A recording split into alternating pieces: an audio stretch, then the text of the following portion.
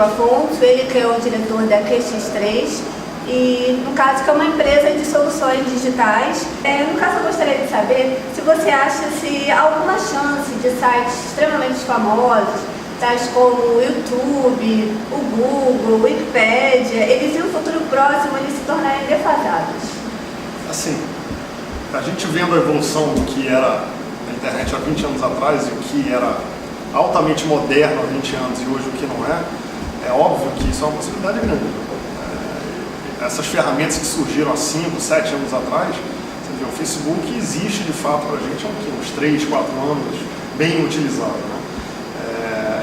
E o Orkut antes disso era o mais famoso e sumiu no mapa. Hoje em dia praticamente ninguém usa o Orkut. Então é óbvio, tudo isso tem condição de virar coisa antiga, daqui a 1, 2 anos surgir uma nova ferramenta, uma nova tecnologia, e tenho certeza que isso vai acontecer com as principais ferramentas.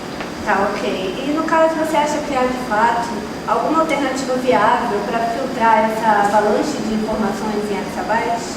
Então, hoje a tecnologia ela evoluiu muito, né, ao longo desses últimos anos. Então, uma coisa que a gente não tinha capacidade de processar, de armazenar esses dados, mudou radicalmente ao longo desses anos. Então, a gente tem hoje uma capacidade de processamento, tanto de hardware quanto de software, para conseguir organizar, processar e estruturar esses dados para a gente buscar, como hoje, por exemplo, o Google, a Wikipedia, o Facebook, o Twitter, existem graças a essas evoluções. Se essas evoluções técnicas não existissem, e são evoluções que foram produzidas pelo próprio Facebook, pelo próprio Google, essas marcas, esses produtos não existiriam. Google, Facebook, Twitter não teriam condições de existir pelo volume gigante de dados que tem. Isso, em tese, tecnologicamente, já está chegando a um ponto onde a gente vai superar esse problema. A questão agora é como que a gente extrai as informações de uma maneira que a gente consiga entender essas informações. Então, esse é o próximo grande desafio aí do mercado. Tá, ok. No caso, você mencionou na sua palestra o fato das bibliotecas terem um grande acúmulo de livros, certo? Você acredita que algum dia a internet vai conseguir tornar as bibliotecas obsoletas, fazendo com que exemplares milenários percam o seu grau de importância?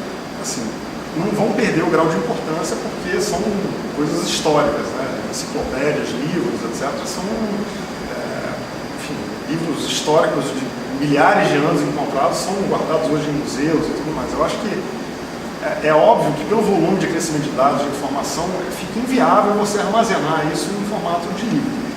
Então, a tendência agora é que as informações venham em formato digital. Até o Braulio citou lá na palestra dele, realmente, a nossa geração é uma das últimas gerações que nasce com essa coisa de ler livro, de sentir o papel, de querer usar o livro como melhor do que o iPad, né, de ler informação.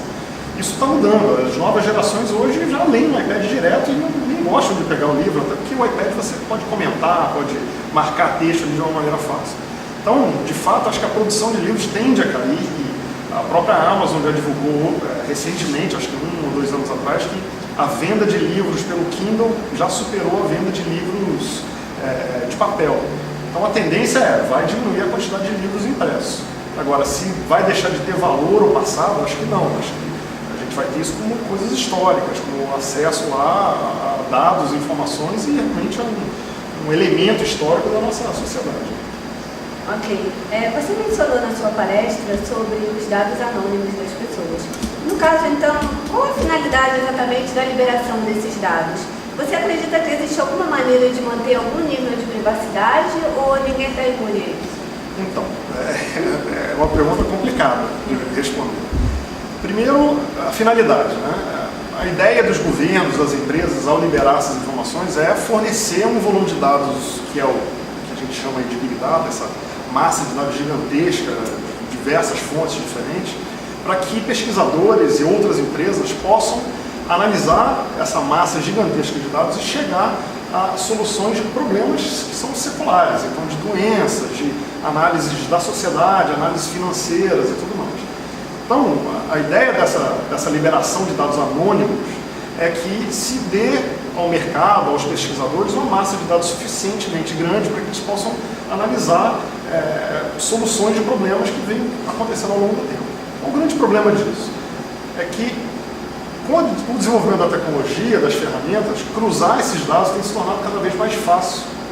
E você gerar uma informação que seja anônima já virou uma coisa praticamente impossível. E quando eu digo isso é porque realmente hoje está se criando uma ciência para você conseguir gerar dados realmente anônimos, ou seja, que dados que eu posso divulgar de uma massa de dados de telefonia, de hospitais, etc., que não vão dar, no futuro, a possibilidade de alguém cruzar esse dado e chegar à conclusão de quem é quem. Isso não existe uma solução para isso hoje. Não existe. O fato é esse. Seja lá qual for o dado que for disponibilizado, a gente não tem como garantir com 100% de certeza que esse dado vai ser anônimo para sempre. Então, existe realmente uma dificuldade de garantir a privacidade de todos nós muito grande. A gente não vai deixar de usar essas ferramentas que a gente tem hoje. Né?